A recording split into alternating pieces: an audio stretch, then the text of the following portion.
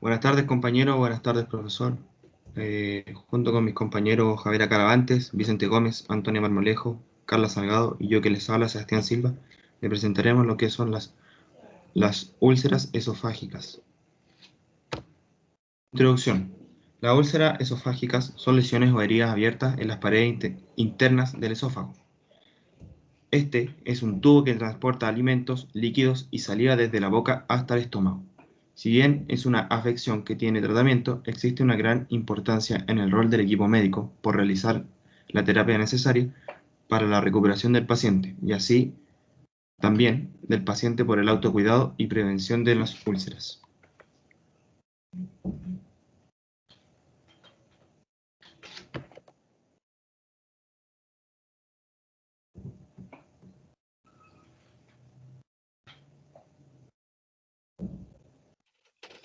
Anatómicamente hablamos del esófago, un órgano tubular y longitudinal que se extiende desde la laringe hasta el estómago. Contiene una porción cervical que se extiende desde el cartílago cricoides hasta la horquilla esternal y una porción torácica que se extiende hasta el diafragma.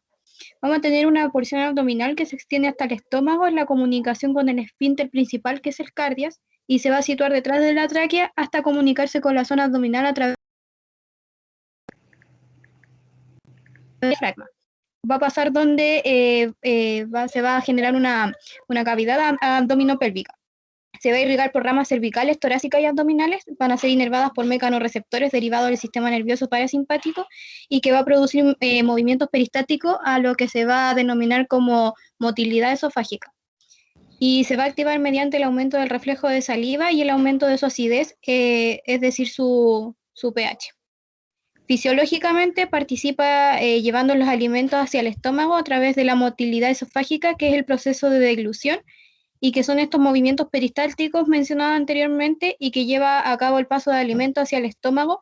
Por lo tanto, la deglución va a ser voluntaria a nivel superior, que va a impedir la conexión con la vía aérea a través del cartílago epiglótico, y va a ser involuntaria en la zona más inferior, en donde el alimento, que es el bolo, ya no se puede devolver de forma voluntaria.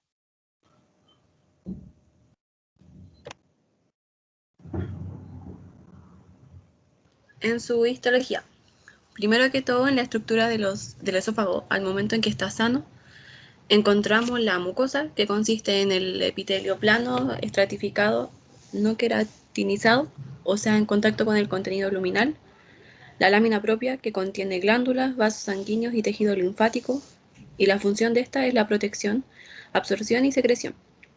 La capa submucosa, que principalmente está hecho de tejido conjuntivo denso, y este contiene vasos sanguíneos, linfáticos de mayor calibre, fibras nerviosas, células ganglionares y el plexo de Meissner, que es el conjunto de las células ganglionares y fibras nerviosas. Y la capa muscular propia o externa, que consiste en dos capas concéntricas de músculos lisos y su función es la peristalsis. Entonces, una úlcera esofágica es una pérdida focal de tejido que compromete al menos todo el espesor de la mucosa y parte de la submucosa, pudiendo extenderse a todo el espesor del órgano. Cura por reparación de las túnicas subyacentes a la mucosa y por regeneración atípica de la mucosa. ¿Cuándo se produce una úlcera? Cuando defectos necróticos de la mucosa atraviesan la capa muscular de la mucosa y llegan a la submucosa.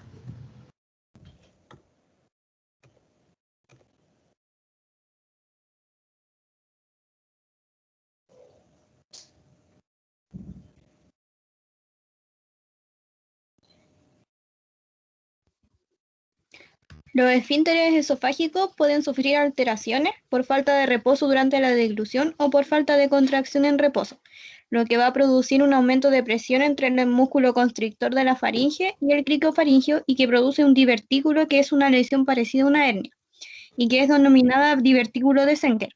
Al principio se presenta como una leve disfagia, que es la dificultad para deglutir, y que luego comienza a avanzar parcialmente produciendo una regurgitación, y así evolucionando hasta llegar a una afección que se denomina como esófago de Barrett. Esto se puede apreciar en la imagen de la derecha, en donde se visualiza una pérdida de revestimiento esofágico, el cual se produce por aumento de acidez que proviene desde el estómago.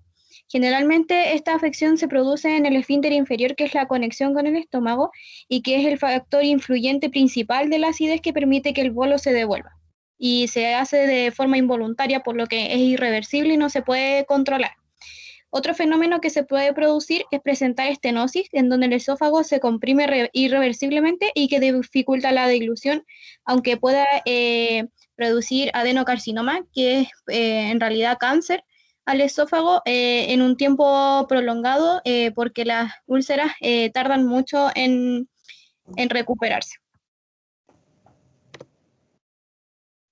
Causas. En la mayoría de los casos, esta patología está causada por reflujo gastroesofágico, que al contener ácido daña los tejidos. Otras causas más comunes serían la obesidad, fumar, tomar medicamentos sin agua, vomitar seguidamente, cirugía o radiación de tórax. Existen alimentos también que pueden empeorarlo, tales como el tomate, frutas cítricas, cafeína, alcohol o el chocolate. En sus signos y síntomas, el síntoma más frecuente sería el ardor o pirosis, que es esa sensación de quemadura que sube desde el estómago hasta la faringe. Entre otros tenemos dolor o molestias retroesternales, tos, náuseas, vómitos o eructos repetidos, pérdida de peso y apetito, disfagia, que sería la dificultad para tragar, odinodisfagia, que sería el dolor de garganta. La regurgitación es un fenómeno normal que consiste en el regreso sin esfuerzo del contenido alimenticio a través del esófago, dolor en el pecho y acidez estomacal.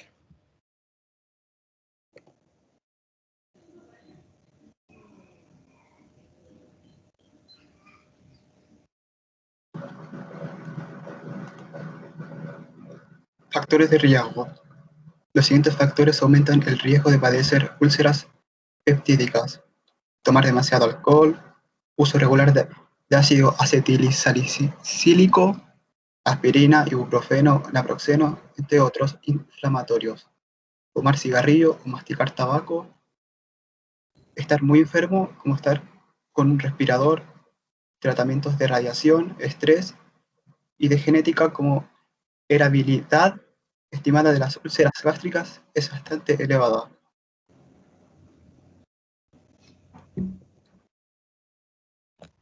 Tiempo de recuperación. Una úlcera exofágica tarda varias semanas en curarse, aproximadamente más de 8 semanas, pero entre la semana 6 a la 8 puede ocurrir la cicatrización de este periodo.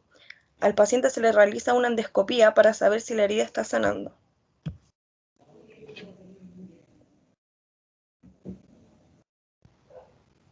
Para el tratamiento, este intenta prevenir daños adicionales, poder aliviar los síntomas y dar tiempo para que la úlcera se cure. El tratamiento a aplicar en el caso de padecer esta afección dependerá de la causa que lo haya provocado y por tanto del tipo.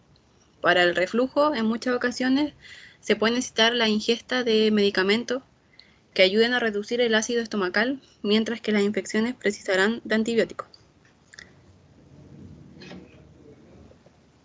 Lo que se utiliza normalmente es medicamentos para reducir la producción de ácidos en el estómago, medicamentos para tratar una infección, dejar de fumar y beber alcohol, evitar medicamentos irritantes como la aspirina, ibuprofeno, mantener una dieta equilibrada y sana, evitando alimentos ricos en grasas, reducir el consumo de café y de té, además de las bebidas con cafeína, pues son estimulantes de la secreción gástrica.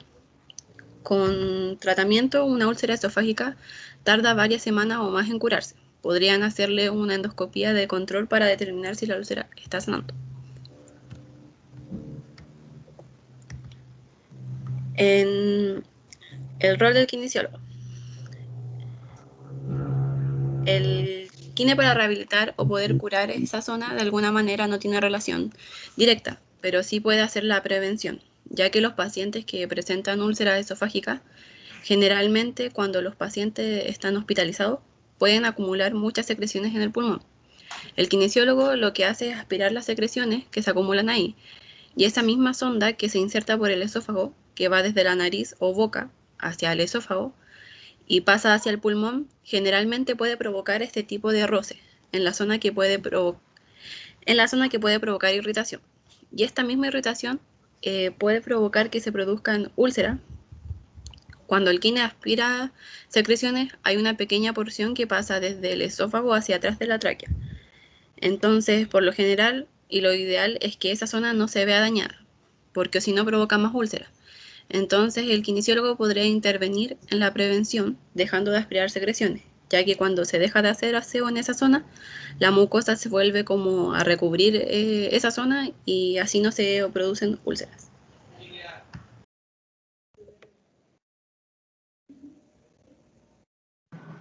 Conclusión.